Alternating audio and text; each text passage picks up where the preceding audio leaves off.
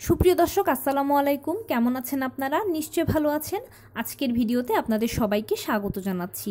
আজকে আমি আপনাদের সাথে শেয়ার করব বাচ্চাদের জন্য রান্নায় কোন তেল ব্যবহার করলে সবচেয়ে বেশি ভালো হবে। চলুন মূল ভিডিওতে যাওয়া যাক। দেখুন, আমরা সাধারণত আমাদের বাসা বাড়িতে সয়াবিন তেলটাই সবচেয়ে বেশি ব্যবহার করে থাকি এবং অনেকে এখন স্বাস্থ্য সচেতন হওয়ার কারণে সরিষার তেলটাও ব্যবহার করছেন।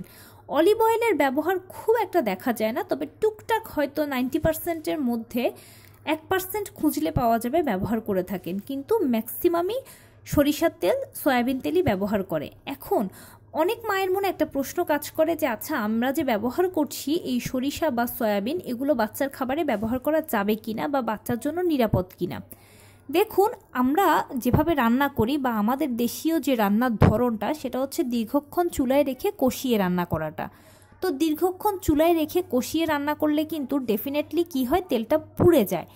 এখন পোড়া তেল কিন্তু ভালো নয়, সেটা বড়দের হোক ছোটদের হোক, কারোর শরীরের জন্য ভালো নয়। বাট আমাদের রান্নার তো সেরকম ধরনই হচ্ছে যে আমরা দীর্ঘক্ষণ ধরে কষিয়ে কষিয়ে রান্না করাটা। এখন দীর্ঘক্ষণ কষিয়ে রান্না করলে যেহেতু তেল পুড়ে যায়, তাই এই তেলটা আসলে বাচ্চাদের জন্য নিরাপদ নয় বা ভালো নয়। তাহলে কোন তেল বাচ্চাদের জন্য ভালো?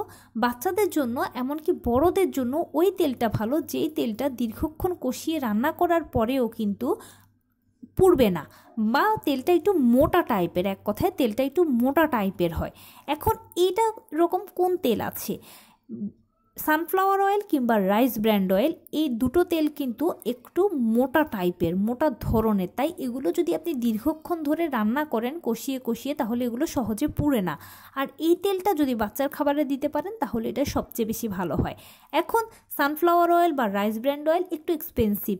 এখন আমরা যদি আমাদের বাচ্চার সুরক্ষার কথা চিন্তা করি, তাহলে অবশ্যই আপনাকে কিন্তু খরচের হিসেবটাকে একটু বাদ দিতে হবে এবং যদি সম্ভব হয় চেষ্টা করবেন বাচ্চার জন্য রাইস ব্র্যান্ড অয়েল কিংবা সানফ্লাওয়ার অয়েলটা ব্যবহার করতে। এটা সবচেয়ে বেশি ভালো হবে, নিরাপদ হবে।